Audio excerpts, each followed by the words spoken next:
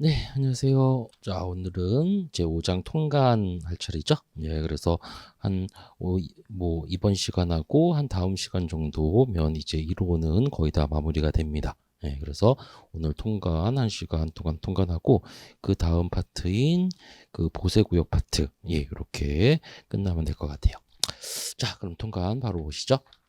자, 우선 뭐 158페이지 통관의 개요부터 한번 보시면요. 뭐 통관의 개요 뭐 이런 거는 뭐 앞에서도 설명 많이 드렸고 여러분이 충분히 보셔도 되겠네요. 그렇죠? 그래서 통관의 기능, 성격, 종류 뭐 이런 거 다 뭐 일반적인 내용들이니까 여러분 한번 쭉 보시고요. 그 다음에 이제 2절 통관의 요건 및 제한부터 여기서부터 조금 들어가셔야 될 것 같습니다. 우선 통관의 요건 제한이라는 요 파트는 관세법에서는 통관 요건 파트, 통관의 통칙 파트의 내용이거든요. 통관을 들어가기 앞서서 통관 전반적인 내용을 다루는 방법 그 파트 중에서도 첫 번째 파트 통관 요건이라는 파트입니다. 그래서 여기 나와 있듯이 통관 요건이라는 파트는 크게 세 가지 내용이 있는데 226조, 227조, 228조 이렇게 세 가지 내용이 있어요. 우선 226조는 바로 여기 나와 있는 대로 허가 승인들의 증명 및 확인 규정입니다. 우선 허가 승인들의 증명 및 확인 규정이란 건 뭐냐면 여러분 이게 통관한 물품의 종류에마다 통관한 물품의 종류에 따라 어떤 그 적용되는 개별법이 적용되는 물건들이 있습니다. 그래서 흔히 어떤 개념이냐면은 화장품이라면 화장품법이라는 뭐 이런 법에 허가 승인을 받아야 되고요. 만약에 먹는 거라면은 뭐 식품위생법 관련. 예, 그리고 말 그대로 어떤 살아있는 동식물이라면은 뭐 동물이라면 동물검역법, 식물이라면 식물검역법, 수산물이라면 수산물검역법 이런 거에 허가 승인을 별도로 받아야 돼요. 그래서 그런 개념을 말하는 게 바로 216조의 허가 승인 증명 등의 확인이라는 규정이죠. 말 그대로 통관, 관세법상 통관만 끝내야 되는 게 아니고 그 통관하기 전에 그런 법에 걸리는 물품은 그런 법에 따른 그쪽 행정기관의 허가 승인을 받아야지만 세관장은 최종적인 통관을 해줍니다. 예, 그게 지금의 어떤 통관 시스템이죠. 네, 그래서 그걸 밝히고 있는 게 허가 승인 증명의 확인 규정이에요. 그래서 그 개념을 잡고 계신다면 이제 쉽게 개념이 잡히시죠. 예, 수집할 때 법령에서 정하는 바에 따라 허가 승인 표시, 그밖에 조건을 갖출 필요가 있는 물품은 세관장에게 이런 것들을 갖췄다는 것을 증명해야만 합니다. 그걸 증명하지 않으면 세관은 통관을 시켜주지 않습니다.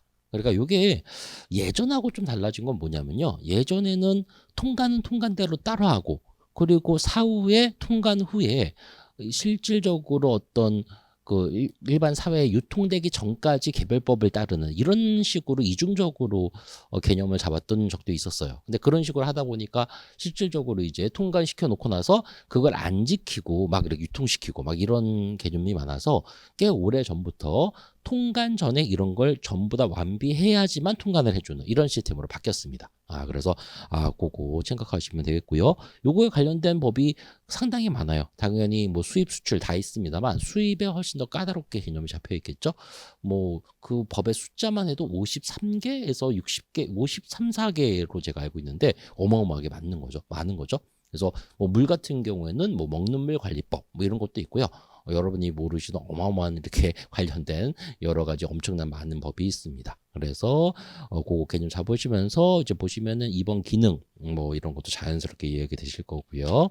그리고 뭐 확인 대상이 어떻다 어떤 것이 있다 여기 구체적으로 이제 나오죠. 그래서 그런 것들도 이제 바로바로 이해가 되실 거예요. 그래서 한번 쭉 보시고요. 다음에 이제 165페이지 보시면은 의무이행 요구 규정이 있는데요. 자, 요거는 조금 달라요.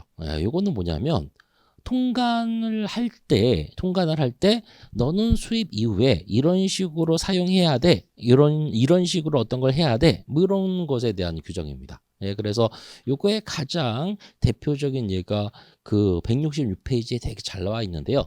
중국산 김치의 원산지 표시 규정이에요. 네, 그래서 자, 여기서 이 중국산 김치 원산지 표시 위반 사례라고 이렇게 나오는데요. 간단하게 요 개념을 좀 설명을 드리면 이런 거예요. 여러분 중국에서 여러분 김치를 여러분 많이 수입합니다. 이유는 뭐냐면 간단해요. 원가 차이가 너무 나요. 그러니까 우리나라에서 만든 김치와 중국에서 만든 김치의 원가 차이가 뭐 심하면 한 10분의 1 정도. 이 정도 차이가 납니다. 근데 뭐 얼마 전에 그 TV에 나왔는데 그거 아시나요? 뭐 그렇게 중국에서 김치 만드는 거 그래가지고 막 수영장 같은 곳에 막 그 배추를 절이고 거기에 막 사람이 들어가가지고 막 이렇게 하는 거 그거 보시고 되게 뭐 좀 얼마 전에 이슈가 됐었는데 제가 알기로는 그 김치는 우리나라에 수입되는 김치는 아니라고 알고 있어요. 근데 좀 그런 거는 좀 뭐 아니라고 생각하셔도 될 만한 게 그런 식으로 말 그대로 수영장에 말 그대로 김치를 절이고 이러면요. 거의 김치가 좀 이렇게 절임 상태가 떡이 돼 버려요. 예, 그래서 실제로 여러분들이 중국산 김치를 접하는 곳은 거의 식당이거든요. 식당에서 나오는 김치도 여러분 먹을 만은 하잖아요.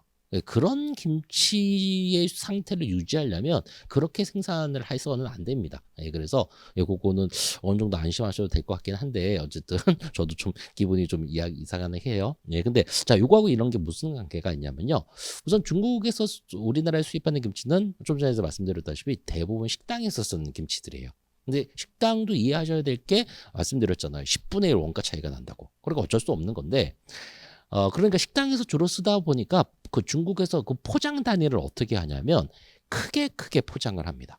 그러니까 식당에서 이렇게 여기 소분해서 팔 게 아니잖아요. 그렇죠? 그러니까 크게 이렇게 하는데 근데 그 식당에서 쓰는 김치로만 사용되는 건 또 아니에요, 솔직히. 어디에서도 많이 좀 사용되냐면은 그 여러분 그거 있잖아요. 그 편의점 가시면 꼬막김치라고 있죠. 여러분 그 뭐 이렇게 그 컵라면 드실 때 먹는 거 그것도 좀 많이 됩니다. 그럼 그거 같은 경우는 어떻게 할까요? 대부분 큰 데서 수입을 해서 말 그대로 그거를 한국에서 소분 포장해 가지고 쫙 편의점으로 납품시키는 거거든요. 예, 그러면은 그럴 때 크게 돼 있는 개념과 나중에 이거는 소분해서 우리나라 국내에 판매될 개념이 당연히 다르게 되는 거잖아요. 예, 바로 이런 경우에 우리나라에서 이 10kg짜리 중국산 김치를 통관할 때 무슨 의무 규정을 말 그대로 서약하게 하냐면 너 이거 소분해서 팔 때 반드시 개별 어떤 그 포장지에 메이드 인 중국산이라는 표기를 반드시 해야 돼라는 서약을 받습니다. 예, 바로 이게 지금 공부하시는 의무유행 요구라는 규정인 거예요. 그래서 수입 후에 반드시 통관은 우선 해주는데 이제 통관 이후에 소분 판매할 때는 반드시 이렇게 해라고 그 각서를 받는 거죠. 그래서 그게 바로 요 내용인데요. 말 그대로 이런 걸 만약에 그 불이행하면 어떻게 해요라고 이렇게 말씀도 할 수 있는데 그게 165페이지 맨 밑에 나와 있죠.